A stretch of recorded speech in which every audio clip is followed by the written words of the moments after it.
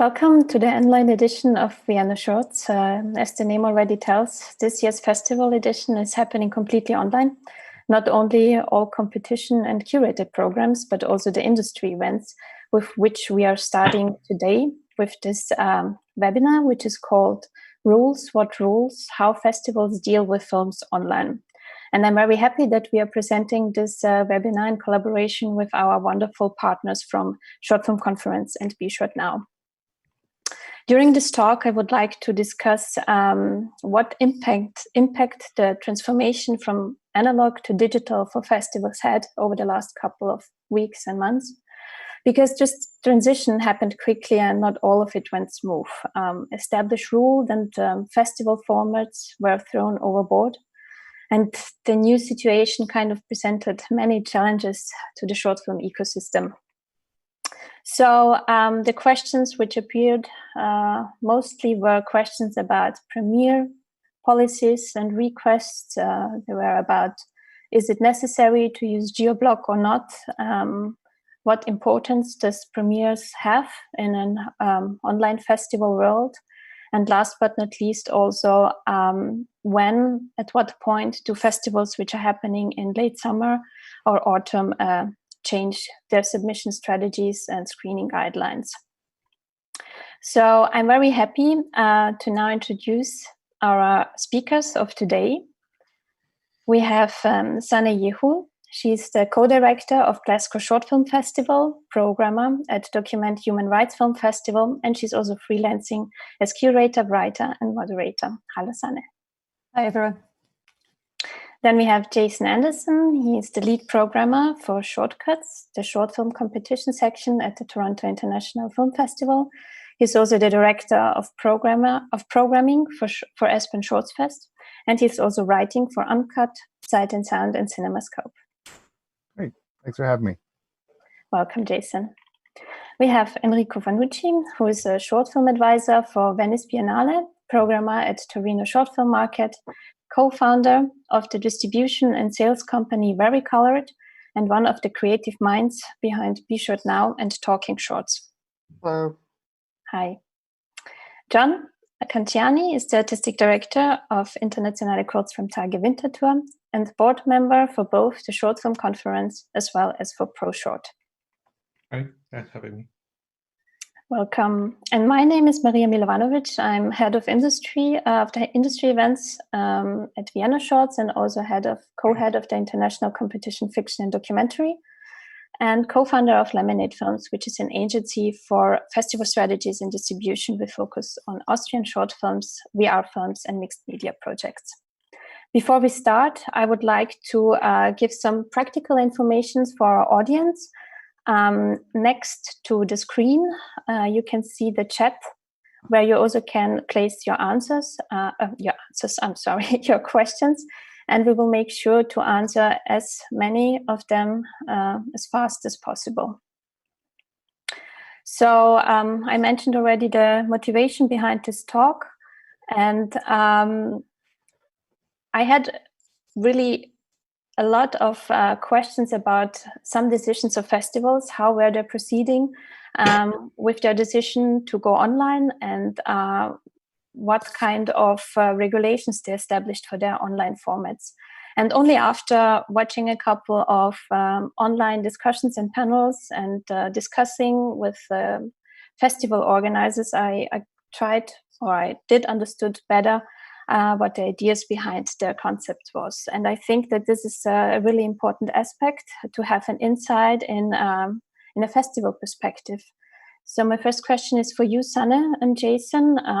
As Glasgow Short Film Festival and Aspen Shorts Fest both should have happened in March, but obviously you had to change your strategies and to decide how you're going to proceed. Both of you went different ways. Aspen Shorts Fest happened online. Glasgow was postponed and now will also happen online. Could you maybe talk a little bit about how you ended up with these decisions and who you involved in these decisions? Jason, do you want to go first? Sure. Thank you. Yeah, it was an exciting March. It was definitely. I was at another festival in Canada where we basically had to cancel the same day as we canceled the physical edition of Aspen. So, but it was. I mean, I was pleased because we had to cancel in early March. I mean, like a lot of places in the U.S., they were concerns about keeping theaters open, keeping communities open. Everything was going on, but and I was lucky in that I think by the same time as Aspen Shorts Fest was canceling, and we already been talking about different scenarios. I also saw that what was going on with CPH docs in Copenhagen, and I realized, oh, there is models for a kind of online festivals that are pretty close. I mean, sort of online adjuncts to existing festivals. Certainly, the festival scope is done. So we started talking to Festival Scope about how we could represent. I mean, the what we had, because we had the program, everything was selected. I mean, everything was intact. So then the goal was really how can we save of this in an online situation, and we were pleased because it was possible. I mean, really, mean, I think my overriding feeling or intention was to preserve the festival as best as I could, to preserve the curatorial and also preserve the not just the spirit, but also just the sort of parameters in a way that I thought protected the films and filmmakers as best as I could. Just because I knew about from TIFF and from other things, is just that there's a lot that you want to do for the films and a lot that you don't want to sort of jeopardize, and especially when it comes to sales and distribution and other festival opportunities. So we went forward with the idea of doing it with keeping the original festival dates, so there would be this sort of time limit. It would not be sort of expanding that.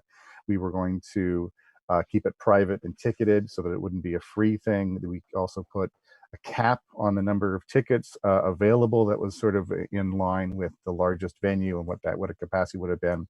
And we also did geoblock to the US, just because I did want to make sure that these films were, that, I mean, because I'm very wary, I mean, aware of films becoming, the availability of films is an issue, I think, for many festivals. And I think and then we could talk more about that, of course, but I think in that case, my gut was saying to sort of try to kind of keep it as protected as I could, because that's really kind of what I was hoping for in the films in the first place. And I became very conscious of the idea that we were still a festival. We weren't suddenly a platform, and we weren't suddenly someone that licenses content. We were still a festival. We were serving a festival audience, and so that was a big part of what we were trying to do with Aspen. So we did actually end up sort of doing it, turning around in about 2.5 weeks, and putting the films together. I was very happy that many filmmakers opted in. Some did not, which was totally fine, and those still stayed part of the competition. And so I think I was really pleased that we were able to sort of pivot as quickly as we could. And I think that not every decision was I think totally on the money, but a lot of it was, and I feel like that was something I felt good about. So anyway, that's kind of a bit of my spiel. I'm sure I'll touch on more of those points after as well. Wonderful, thank you, Sanne. Yeah, so for us, early March, we'd obviously had concerns for quite a long time, but I think as most people know, the UK was quite slow in making firm decisions or implementing lockdown here. So we planned to go ahead for, until 5 days before the festival, I think, which is when, no decisions were made here. So we kind of took that in our own hands and just decided we had a few meetings with venues the day before we announced, and found some contingency dates. So we ended up postponing a physical festival to August, not knowing, how everything was going to develop at that point. And so our initial response after that was, I guess, we put some films from our program online, just as embedded on our website. We asked some of the selected filmmakers if they would be happy having their film up for just a day, and we did that over what would have been the original festival dates, and that got really good response. Obviously, because we were also one of the first organizations or events in Glasgow to cancel, so there was a lot of support and solidarity, which was really lovely, and there was a lot of just encouragement for, sorry, I think my doorbell just went. Apologies. So there was a lot, you know, when we announced new dates for August, people were really supportive of that. And I think for a long time we had all the hopes of going ahead with that until probably end of April, when, you know, it just seemed increasingly unlikely that would happen. And so since then we've been looking at doing the festival online. Obviously we've had conversations about whether there is an actual need to do that and what it would take from us to do that, because most of our short-term staff have been either furloughed or you know, they're not with the team anymore. And at the moment it's just me and my colleague Matt, so it's, you know, it's a very small team to pull that off. But there's also the fact that we felt we have obligations towards the filmmakers and to everyone who submitted to us. So initially my priority at least was to get the competition programs either online or potentially later in the year for a physical audience, which then we decided to kind of focus on the online festival in August and put the competition on plus some special programming. So we're still working on that, and the knowledge is out that we're going online, but we're only really announcing it next Tuesday. But yeah, so that's where we're at, and thanks to, you know, a lot of our other peer like partner festivals like Vienna, like Oberhausen, Go Short, who all used the same streaming hub, we have now also decided to go with that same format, which yeah is for us at least the easiest option with the resources we have available. Yeah, I think that's sort of where we're at the moment. Yeah, so for you it was that you had the support from the one hand from the region, from the city, but then also you are working with networks and saw how other festivals are doing it. I can imagine that this is quite helpful to have this kind of exchange when you are doing this step of going online. And I was now wondering for you, Enrico and John, your festivals are coming up in the next months, weeks. So are there already any news, plans, strategies what you could share with us for Biennale, Torino, and for Winterthur? To start?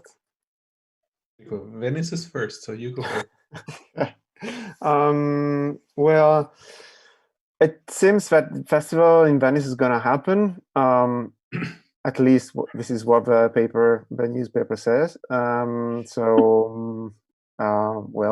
are working as normal in that sense.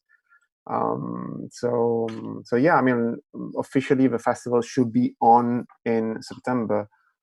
I don't think it's going to be the same festival. I mean, I don't have any news, so I really don't know what the people, the management in Venice is working on this very moment. But I'm sure that if the situation is good in terms of safety, there's going to be something. But how? I don't know. Probably it will be a smaller festival. Probably it will be a lot less people in terms of accreditations, in terms of I don't know. But I think the big hope is to have a festival, let's say. But still, you know, it's a day-to-day management, because things change quite quickly. So the hope, as you know, it's there. It's been on Variety and other news outlets, is to have a proper festival, and then let's see. Regarding Torino, the Torino Film Festival already announced that they are going to be online, and also they are saying that in case they're going to be the possibility to do screenings for real in cinemas, they will try to do it. But the main idea is to do it online. So as a market, since we are connected to the festival as well, since we collaborate with them, we are thinking to do something online, and then in case we can do something for real again. But we really need to see how it's gonna be in the next few months. So, but yeah, still every option is open. But yeah, we are looking forward to see these kind of events and others that are gonna happen in the next few weeks. Thank you, Enrico. John? Yeah, we are also planning as a physical festival. That was always the case. Of course, we are thinking of plan C, D, E, F for several reasons, which are obvious when it comes to financing. There are some moments where you have to take decisions what the impact is financially to just save our organization. But we're luckily up to now. There's a lot of solidarity also from our partners. So that helps a lot, but we are believing that it's going to be physical. The question is in which form. More not only, I mean, the availability of seats, that could be like maybe just we'll have less seats on sale for screenings. But also, are people, how will they be in public space the next couple of months? I mean, some experts are talking of a second wave, a possible one, but we don't know. That could be something happening. So then we need to make other decisions. Probably the biggest impact will be our international guests. I mean, we don't know which countries can travel or which not. As you know, in Winter Tour, we're very open to outer European countries connected to Asia, Africa, and yeah, trying to get, especially there, really trying hard to get the filmmakers in so they can mingle with the European industry. So I suppose from a political point of view, it's not going to be like Asian will open. Some countries will open. Every country will do negotiations with other countries. So I believe a country being on the OECD list was maybe not the strongest partner, and I don't know if the Swiss government will believe Vietnam, for example, just to make an example, if their numbers are right and if they're trustable. Whereas like South Korean people probably can travel, or Chinese people or Japanese. So, and we have to expect there will be like hotspots popping up again. So a country or a region could just shut down for a couple of days, for a week, just before the festival. So yeah, when it comes to industry, the experts we're inviting for the panels and stuff we're focusing on neighbor, like Switzerland and neighbor countries, because we believe coming by train will be pretty much possible if it's for work reason. So we'll have more German, Austrian, French, and Italian industry people involved in industry stuff, like, yeah, to make sure. But also there, the question is what will be physical? Do we want to enhance something, maybe digital? But it will be more an enhancement and see what makes sense. What can we take out of this situation? I'm sure we know there's a couple of things which are also positive, where we can do something attractive for industry and mainly for filmmakers and producers. And I think so that should always be top of our minds. We're a platform, and that's the most important thing. As hard it is to make decisions for your own work, but I think that shouldn't be the center point of decision at the end. So we're hoping to be. I hope you will all be there, and we're gonna party like it's 1999. Yeah, that would be great, indeed. Jason, you are now already again in the middle of organizing the next edition for Shortcuts at Toronto International Film Festival. And there was an announcement, I think in April, that there's the idea of maybe doing something like a hybrid version of the festival. Is this still an idea, or is this more concrete maybe? Do you have anything new about that? I think, like Enrico, a lot of what I know about the festival I read about in trade magazines, although that's not entirely. I mean, there's lots of discussions and lots of talks going on, so that is not the case. But certainly, they're still coming towards an official announcement. I mean, it's certainly been, like lots of places, just a lot of waiting and seeing, and a lot of discussions with various parts of the city to figure out what's going to be feasible, what's going to be safe.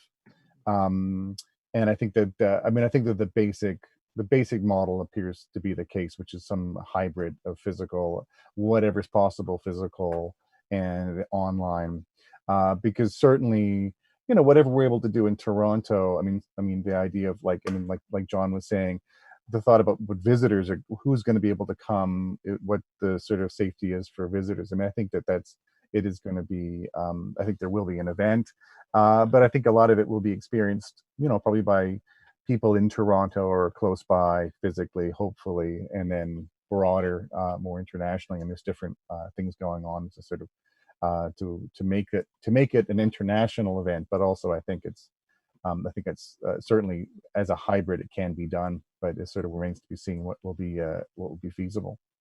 I mean, I know that from my perspective, we are, like, all the programming team is, kind of going through the many submissions that are out there, and I think I've definitely been struck by feeling like I'm in a unique position, because I think that there's a lot of shorts. I think the availability of shorts is some difference. I think that's been interesting watching what's going on with festivals, because I think on the feature side, it's a different system, it's a different situation, I think. Whereas I think that short filmmakers, short films are adapting to these sorts of online environments, not necessarily easily, but swiftly. I think that's the thing is, like, I have I think I'm definitely sort of heading forward towards the festival. I'm sure Enrico feels the same, where it's like I have like an abundance of really strong work that is sort of hopefully available to me.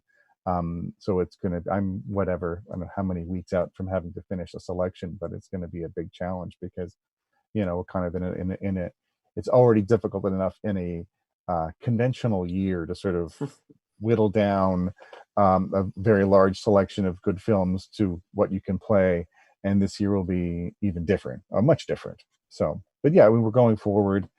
There will be a festival. Just exact shape is to be determined. And for all of you, I didn't ask that before, the competitions will be still up. So for all the festivals, you're still having a jury giving the awards, even if it's happening online. Yet to be confirmed, but that's the expectation, yeah. Okay. And now I think we can immediately dive into my favorite topic of the last couple of weeks and months, which is premiere requirements and geo-blocking. So as a distributor, I was discussing with my filmmakers, and when we have a film online, we agreed on that it has to be a requirement that it's geo-blocked. The reason for that is that, especially in the beginning, we didn't really know what impact worldwide screenings would have on the future career of the film. And so we wanted just to play it safe. And the other reason is also that most of the festivals, which are coming later in summer and autumn, for example, also didn't really change premiere policies or neither communicated their opinion towards worldwide screenings. So I'm curious about your opinion on that, and maybe we can start with you, Sanne, because you already mentioned you screened some films of your selection, and I think it was also geo-blocked for Scotland. No, it wasn't. So those, I mean, but I guess that activity was very minimal, and it was, we had to pull that together very fast. So I don't think we even really had the chance to have those conversations. And some filmmakers a lot of filmmakers got back to us that they didn't want to participate in that for that reason. So for the online festival, we're now planning in August, we will geo-block. We'll geo-block for the UK, at least for the audience. Industry will have access worldwide, which I think is similar for Vienna. We scoped out different possibilities, because obviously for us the most budget-friendly, staff resource-friendly option would have been to continue with embedding on our own website. But yeah, there's so many issues with it, and after speaking to you as well recently about these issues, we've amended our regulations reflect that as well.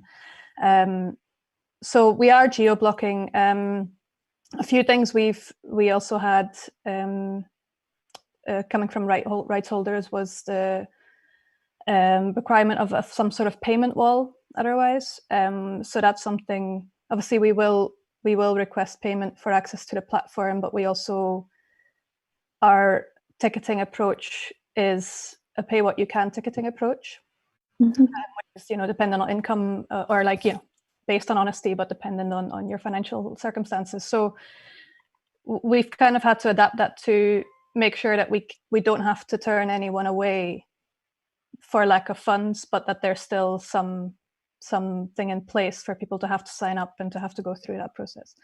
I think that's sort of our plan. And how is it for you, Enrico, Jason, and John? Because especially with your 3 festivals or 4 festivals, there's a premiere policy, there's a premiere request. How are you dealing with films which had worldwide online screenings? Are you still considering them in a normal way as you would do? What is the process here? I think there are different points of view. So one is, let's speak first about competition. Like in general, we require Swiss premiere, but we do exceptions. In our regulation, it is being in a small country and having like Locarno and Vision du Réel in the same country. It's unfortunate. With a different audience, also a different industry, we do exceptions. It's I'm honest, we don't want too much overlapping, but that's with all the festivals. So we don't want to be a best of festival. So also from Berlin, there's not going to happen that we will have 5 films which are run in Berlin, or I mean, and also going online, we'll do the same regulation actually. So if you run online in Locarno, you can enter in Winterthur. We'll take it pretty easy. It's a festival game. I don't see no reason why to punish filmmakers and right holders for something which it's not their game. On the other hand, of course, like saying we don't want to be a best of festival. We will. I mean, if a festival was online on everywhere, every platform, especially for industry people, they will have seen it. So you won't do much discoveries in Winterthur, and I think so. Being in the center of Europe and not in the cheapest country, it's kind of an asset. We need to offer you guys more than nice parties for sure. So if online film has been online everywhere, of course it has lower chances, unless we think it has to be seen on the big screen, which is then maybe we're going to start. No, I mean it's a joke, but like in Rotterdam, you have like this festival premiere. It means this film already run in a art context. So maybe some festivals start say this is big screen premiere. So I mean, it's of course satirical, but I think that there's some things to think about. But it's generally trying not to punish right holders and the creators. I think so. That's our main aim. I'm thinking so. We're gonna the other thing is we're gonna most probably geo-block it for Switzerland for the audience for sure if we would go online. But for curated programs, I think this could be differently because so there's another value to curated programs than to competition. And also, and I don't know if later on we're going to talk about how online festivals function, how you can watch films. So because curated programs are more contextualized, I would say, than competitions. Sometimes competitions are, but it's and outside of competition, most films are not the newest ones because we curate in Winterthur mainly in regions and topics. And even those who are selected probably have run several festivals, or they will be happy to be in this context. So they'll be okay with it, saying, okay. But at the end, I mean, we have, I don't know, at least 20 programs out of competition. And if we would go online with all of them, it would affect maybe 5 to 10, maximum 15 films, which we would have this premiere discussion. It's mainly probably, I know, some people from the arts field who are generally skeptical going online. I know if you would select a film from Yuri Ankarani, I don't know how open he would be in general being his piece.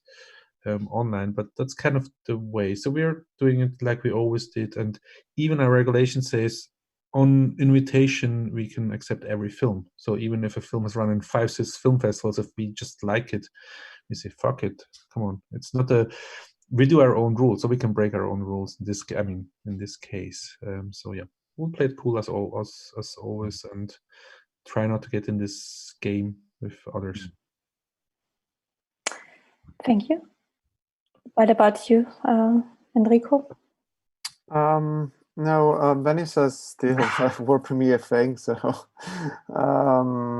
it's the same as usual. So if the film is online, it's not eligible, but it wouldn't be eligible anyway, because even though it was screened in Vienna for real, in a cinema, it wouldn't be eligible. So basically for Venice, nothing changes. May I quickly interrupt you to ask another question which just came up into my mind?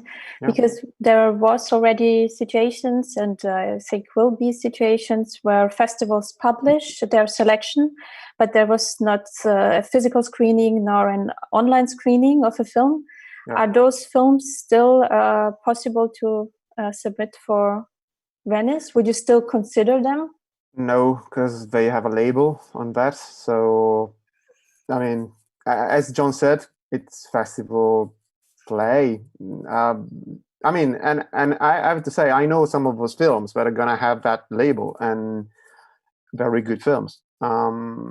So I am sad about that. Yes, definitely so. Was it a good decision for the directors and the distributors? And probably yes. I'm happy for the people who make the selections. Definitely so. But yeah, I mean, like as John said, it's just a game. But yeah, I don't know. Sometimes it's kind of weird, especially in this situation. I've never been a fan of Premiere, and I'm working for the strictest festival regarding Premiere.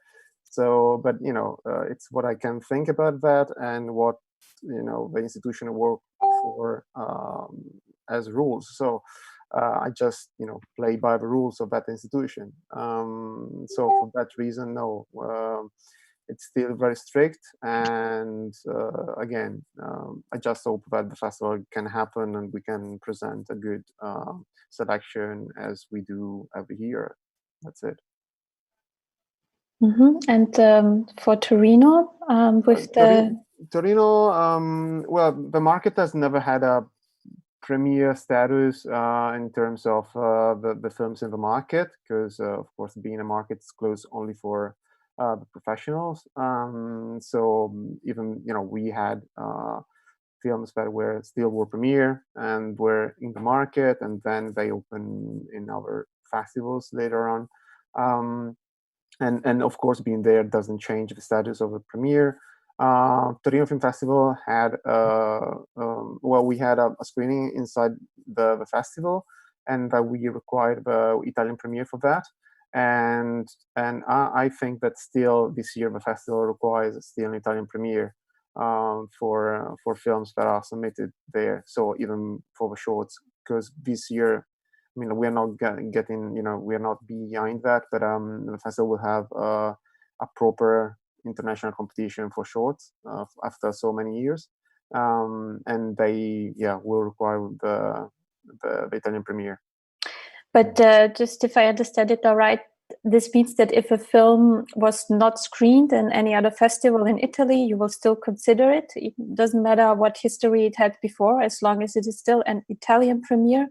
Only for the section that we were programming in the festival, yeah. Okay. For the rest, we didn't care about premiere, because I mean, as a market hub, we just wanted to screen, like, the only thing that we were like really interested in, and we are still interested in, is presenting brand new films, because of our audience. That it's festivals, it's buyers, TVs and VODs, and so if we screen, I don't know, films from the first 6 months over here, since we are in November, probably we're too old and we've already seen those, while with the screen films that still were premiere or like open in any festivals, like since June on, then they might not have seen those. This year might be different because due to the fact that basically all the festivals stopped in their physical form, and I don't know how much our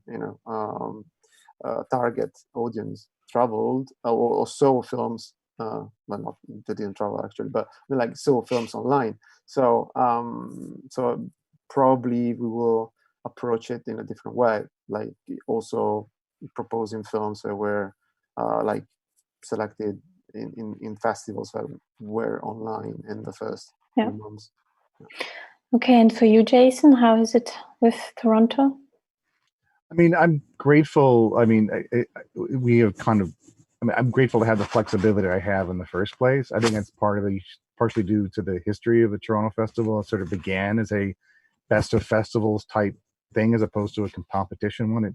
It changed over the decades, obviously, but there's still a freedom I have if I mean, it's balanced, right? Because I think there's definitely, I can, last year we played probably 2 films that dated back to Berlin, and sometimes we'll play films that date back to quite early in the year.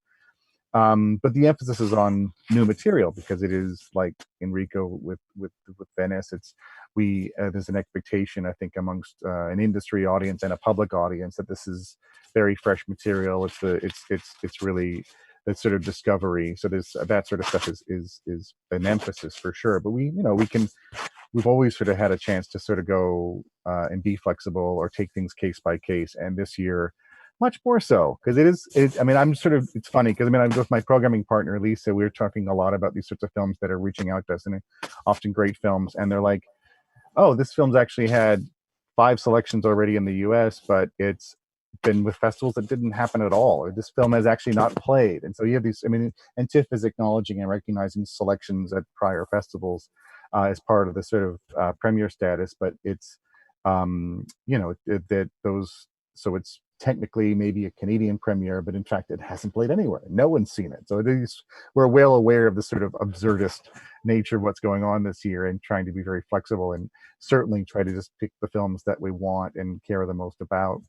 But it is, I think that, I mean, certainly when it comes to like online, it's becoming more complicated because, like I said, I think if things have played in North America or been available in North America online, then they're technically ineligible for us.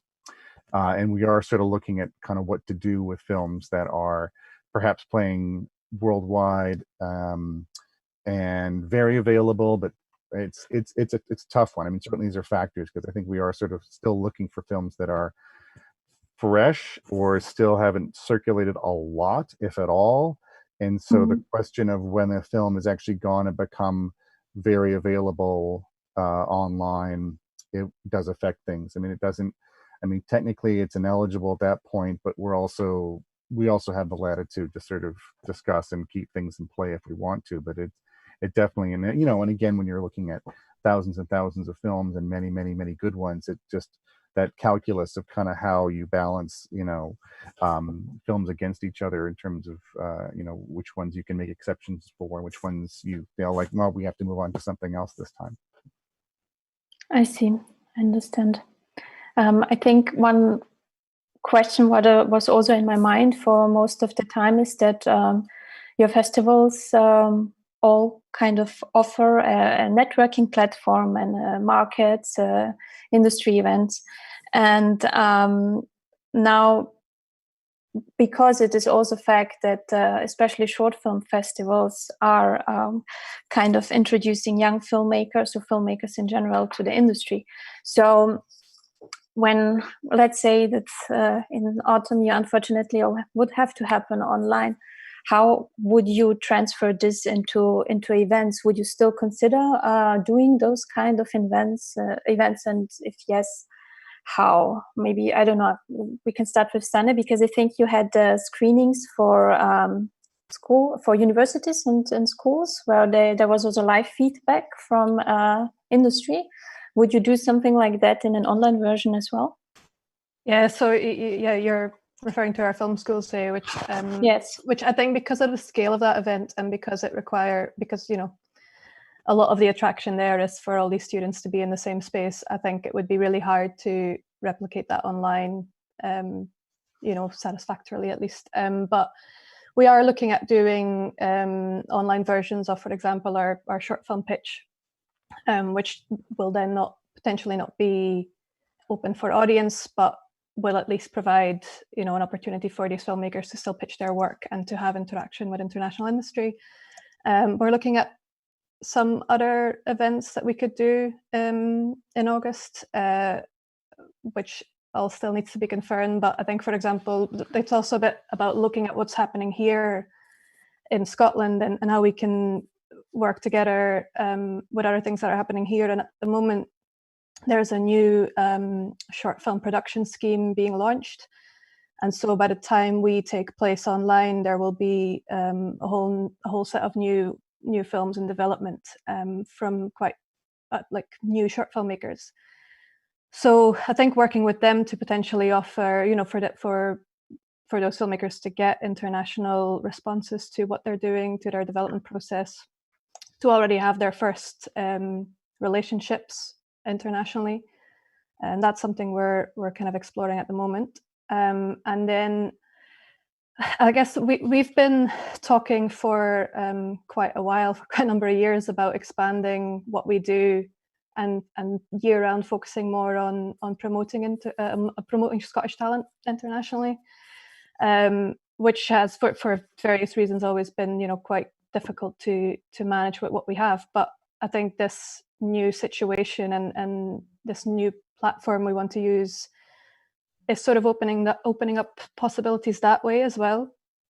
And I think we're very optimistic about that we could have, start having a year-round platform to actively promote new Scottish talent internationally, which we wouldn't have been able to do to the same extent previously.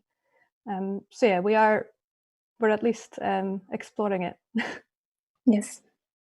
And I think John and Enrico, you more or less already mentioned that there would be something. Enrico, especially with you, with Torino, as the festival is going to happen online, the market would have to happen online. I was also wondering, you are a distributor and sales agent as well. So when we speak of Torino as the market, there are a lot of buyers and sales agents there. There's a lot of business going on. Can you tell me how the situation or online screenings at festivals impact your work as sales agent? Does this have an influence on, I don't know, deals, what you have with TVs or VOD stations? Well, what happened is, let's say, the business side of that is kind of slowed down in a way.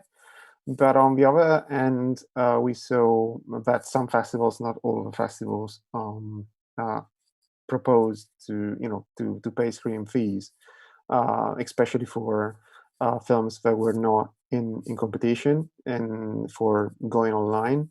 And on the other end, when festivals happen to screen online in the country, and it happened that we already sold the rights for a film in that country, we spoke with the TV that bought that the right for the film, and I have to say that they were okay with having the film screen at the festival, even though they were the ones having the rights. Because I think everybody in the end understood the situation. It's a pretty unique situation that we found ourselves in, and I really think that everybody has to adapt to it, and everyone has to rethink a little bit about the business.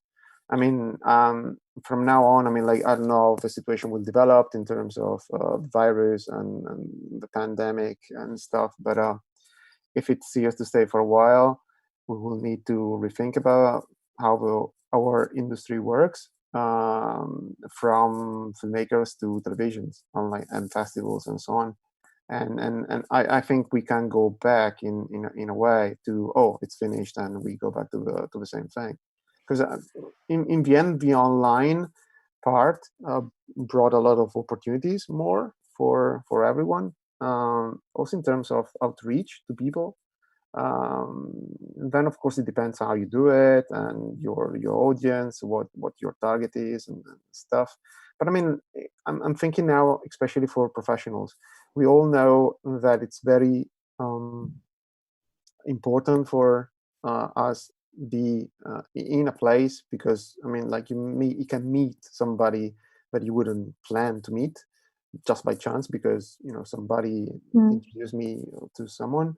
And so that's very important. But at the same time, having something online like panels or the possibility to see films, whatever, can give you possibilities that you couldn't take, because for whatever reason you couldn't go to a festival because of your family, because of other festivals you have to attend and stuff like that. So in a way, I think in the future we will have to rethink how we managed all the industry, of the circuit. We just got also a question in about this concrete part. How would you maintain the spirit of networking and the sense of the collective social event at your festivals if you move to online? It's super difficult, I think, doing that part. I mean, that's what we see. I mean, the online thing gives us a chance from wherever we are to communicate, but it rationalizes a lot. So because that was what Stefan at our office said. Yeah, it's cool to have meetings, but the moment you log out, it's just like this emptiness. Sometimes then you both go to the toilet and on the way say, hey Maria, you get like often informations which are not on panels or in one-to-one meetings. I think I learned a lot about filmmakers and artists just being there, drinking a beer with them at the party after, or talking about films, also seeing the different point of views, which online is, okay, we could do chat rooms and get as close as possible. But I think in the future we need to think about the formats. Do we want something to be rational? Then it could make sense, but we're not. Or I know, do side events which could be then on the net, so to invite more people. I still think as a festival it should be limited in some way. So maybe filmmakers from, I don't know, let's take Bali cannot come. We can maybe organize money for 2 filmmakers to come, but maybe we could say, okay, we could do a call and we try to get the 5 most interesting talents, and they'll get a one-to-one meeting with Jason, which isn't at our festival, but it's happening at that time in Winter Tour, and we get the bus, and we can offer something on top, which will never be the real experience. But you can say, okay, we can get a second thing, which that's a power of some festivals. I don't know. Of course, if every festival does the same, then okay, it's the overwhelming thing. It's the same thing like everyone going online. People will maybe get fed up about it. Maybe markets should merge. I know, for example, if things which are online, maybe I say, like, for example, we've never talked about it, but Torino Winter Tour being 1 week, one after the other, and maybe online thing on top could be a cooperation, for example. That could make maybe more sense and find new ways and exchanges. Yeah, but I'm sure a part will stay or have new ideas, but replacing, what a sad world. Yeah. I was just thinking that's like for me, like the most heartbreaking thing about sort of looking towards these online festivals is that, like, to me, the most moving, valuable, incredible thing about sort of programming is hosting this big group of filmmakers at a stage in their lives and careers where they're very open and very eager to connect and to form their kind of social networks and creative networks, and to see that kind of bonding in real time in front of me is like amazing and incredible, and it is something very much on my mind, because I think that's a big part of what I want, is to serve the filmmakers by connecting them with each other.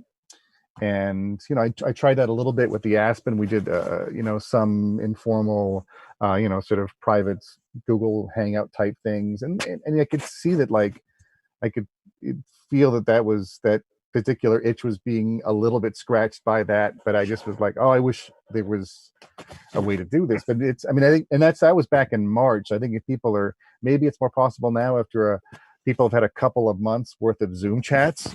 I don't know. It's like, I mean, socially we are adapting in unprecedented ways. So who knows where we'll be at in September, but definitely it's something on my mind, is kind of having that filmmaker to filmmaker experience. And then the audience is a whole other piece, which is another layer of complexity, but I'll leave it there. Yeah, I mean, we had also some researches about virtual worlds and how it would be possible to meet an avatar in some virtual world online. And it is fun. There's a lot of options out there, but I also can say that it's still not really the same as, of course, you would meet somebody in person and have this beer at the bar, what you mentioned before, John, because, this privacy of a talk is still something completely else. But we got another question also about the Q&As. How could or would you bring audience and filmmakers together, as this is, as Julie says, a really important aspect of a festival? Are there maybe any plans? I mean, it's a question if we're planning something or what we think about it. Let's start with what you think about it, and then we can see. Yeah, I mean, there's like two aspects. One is when it comes to connecting with the audience. Of course, it's great because the audience has the possibility to ask questions, or at least the moderator. In Switzerland, people are very modest. They don't tend to ask, and they go to filmmakers after a screening. They're really at the bar, they grab them, do nice comments. But Swiss people are not so outcoming, let's say, in public. So that part would fall away. But of course, it's the chance for a filmmaker. The only thing is, like I said, we try to get as many filmmakers, and we do a great offer to get them from OECD countries, like far away, because they can mingle and connect with the industry. And that's the part which totally falls away. So there's like two ways. When it comes to audience, there's a big advantage for it. When it comes to industry and new projects and just learn from others, that's an aspect which they won't have. I have a little fear that, of course, then people tend, let's invite the European, as a European festival at least. So let's get, all the French, TGV, 100 euros by train, easy, 3 hours. Let's try to get them, and how about this person from Bali? 1,200 euros. You know what I mean. So there's some risk that some financial thinking could affect the how you do your guest management. I mean, if you have the money and everything, that's easy. But if you're restricted, so what is the focus you're going to do at the end? So yeah, I'm not so sure. There's I would say that it would push the Eurocentric point of view stronger, doing this for sure. But when you go online, I mean, I wouldn't know. I would hope there are people out there watching it and not, but it's kind of sad to do the whole effort for 3 people watching. But that's why we're just checking with all the festivals who are doing it at the moment. Being in November, that's our advantage. We can, check out what others are doing. But if there's an audience, there's nothing wrong about it doing it. It's a plus. Yeah. This is, of course, an interesting aspect when you're happening online, because you don't see the audience, you don't really know, you don't have a feeling how many people watched it. So that's of course different in a screening room. And as the time is already going fast, I wanted also to ask you about your opinion on another topic, what was discussed a lot, I have the feeling, in the last weeks, about so there are 2 different ideas of for filmmakers of how they're going to proceed. I have the feeling the ones are shelving their film for next year. They decide, okay, they will keep it and wait until everything is over, and the other ones still continue submitting and want it out there because they think next year there will be too many productions otherwise. And then on the other hand, I heard from festivals fears, which sometimes think of maybe even accepting older films because they're afraid there won't be enough submissions next year. Do you have, what is your opinion about that? Do you have a prognosis for how it will look next year? What would you suggest to the filmmakers to do? I mean, the fear of not having enough films is probably a national competition, but there's so many shorts out there. My thesis is if you get every festival, no matter in which strategy you're following, with 2,000 entries or maximum 2,500 entries, you'll do a good program fitting your strategy, I'm sure. You don't need 5,000. So I'm sure even if people are holding back films or there are less productions, and also the shoots for shorts is shorter than features. So maybe a production company say, let's do two shorts in 1 month, which usually they would say we do only one per 2 months. So I don't think it will affect shorts so much, or statistically you will see it, but not subjectively at the end. Like Jason said, he's seeing so many great works at the moment. That's a problem of the feature world, not for shorts, I'm sure. So you for your 3 festivals, Enrico, Jason, and John, the call for submissions is still open. You don't see any drop in numbers or any difference so far this year. I will know in about 12 hours. Yeah. Yeah, that's the deadline is today, no? Yeah. And I was just thinking about the question of whether, I mean, because that's, I mean, certainly a lot of feature people, shorts people too, are having that question whether to hold on to something or release. I think it's really, a lot of that comes down to what the filmmaker and artist's expectations are about their own work. It's kind of because definitely when they object or when the film goes out in the world, it sort of is just going to have that whatever life it has. And right now we're very much reminded that we have very little control over what happens in the future or in the present, as the case may be. So really, it's, I mean, I think that there's sound reasons to sort of hang on to a film if you think it's just not the right time. But there's also something possibly cathartic or liberating about just sort of getting it out there and just seeing what happens with it. I mean, because any number of scenarios are possible as we are learning. And we don't know, we don't know what's, I mean, I think that maybe if there is, if people are not getting back in production in a large way in the coming months and into the winter and the spring, then festivals will have to rethink about how they're regarding older material. And we may be revisiting films that nearly made the cut for a festival this year. We don't know. I mean, that's totally within the realm of possibility. So I think that, on the other hand, if you're holding onto a film thinking that we're all going to there'll just be a point in the near future where it all reverts back to what we were familiar with a couple of months ago, chances are we're not going to see that. We're going to be in this muddle for a long time. So it's just really kind of what your own personal comfort level is with that muddle and what is good for you and maybe what's good for your film. I also wanted to ask Sanne, because now with the postponement of the festival to August, now you're also kind of coming closer to actually a new call for submissions for next year. Do you already feel any kind of influence of this decision for next year, or is it still the same? Yeah, so I mean, some of the stuff that Jason was saying, we've obviously considered, and because our submissions open for next year on next Tuesday. And yeah, I mean, we'll see if filmmakers get in touch with any concerns. Obviously for us, we don't require premiere status, so that's, that makes it a bit different from the others here. But yeah, we've opened up our window at least for when, between when films could be completed. So instead of 18 months, that'll become 2 years. I don't know to what extent that will address that issue. We've spoken to some peers in the UK from UK festivals, and there seems to be, for some people, up to a drop of 2/3 in submissions. So that would be really concerning for us, because in an ideal world, I wouldn't want to be, but we are dependent on submissions income as well.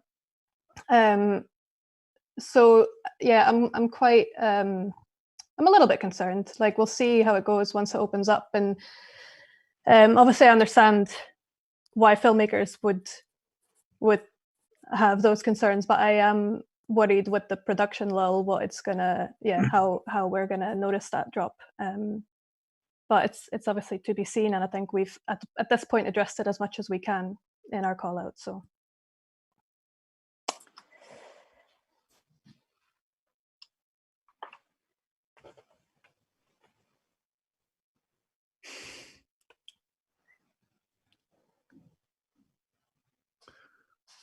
Yeah, it's Zoom. Maria's throat. Maria's frozen. Okay. Yeah, I mean, just to add to you, Sani, I mean, of course, we don't have entry fees, so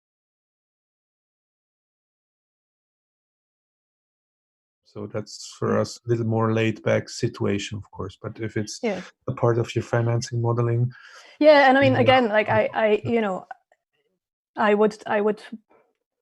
I wished that we didn't have to ask submission fees, and I think a lot of what has happened and what this has all brought to light, I think, also requires us to have conversations with funders that need to address some of this, because I think it's exposing quite a lot that maybe funders aren't necessarily aware of, because it's so specific to what we do, and they don't necessarily need to know. But I mean, for us, it was liberating, knowing we don't have entry fees, even not knowing if we're going to be physically. I mean, I can ask Filmix, please send your film. We're not asking, and of course, if you're going to online, we're going to re-talk again. It's not that you're signing now and then you cannot withdraw your film.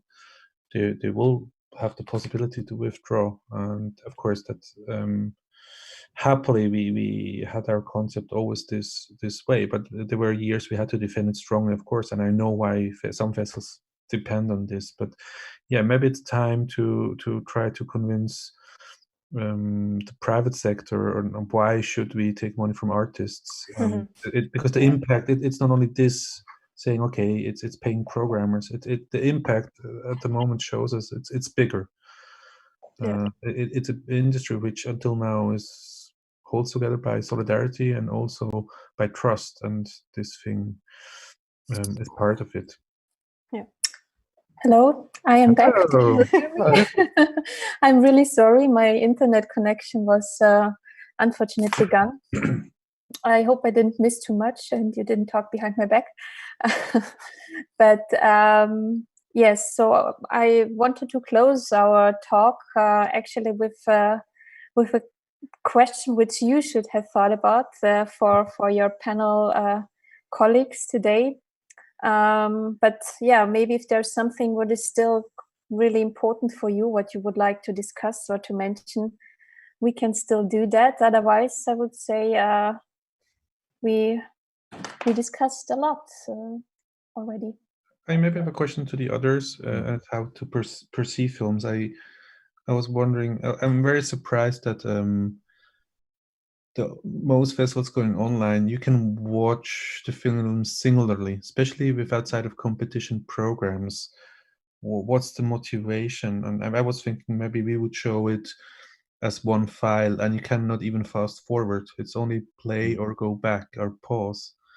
I was very surprised, especially in Oberhausen, about this thing, because I mean, I know if you're bored of a film, you'll stop it. Probably it's like internet watching. So what do you think about this? How films, if we go online, how should it be, or what doesn't make sense in the more of the side of the perception of the art form as a moving image?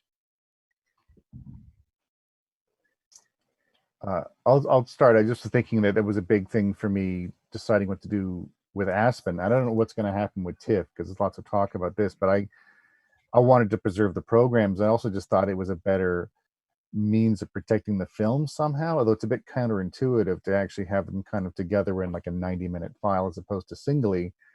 But I just felt like single films have there's a different viewing for that. Those are just, that's what you're going to find on like Vimeo or any number of platforms. And I thought that is no longer a festival context. And of course, I mean, I've been thinking about this since, and like, oh, what about having them in a playlist, or what about having them in a kind of like folder? Is it, I don't know, like it's such a, I mean, I think that, I mean, certainly one thing I come back to is the complexity of if you are doing it for pay, if it's a private thing, a ticketed thing, then they maybe just should stay in those sort of conventional blocks, because that's, you know, that's kind of the easiest, or maybe the easiest thing you can do with them, as opposed to trying to figure out how to actually sort of do it with single films. So I don't know. I've been curious about what other people are doing, because I think everyone's struggling with this question of how to present, and is it, I mean, if you do single films, what has changed about the curatorial aspect? Or does the audience want it like that? How does the audience best experience this material? I don't know yet.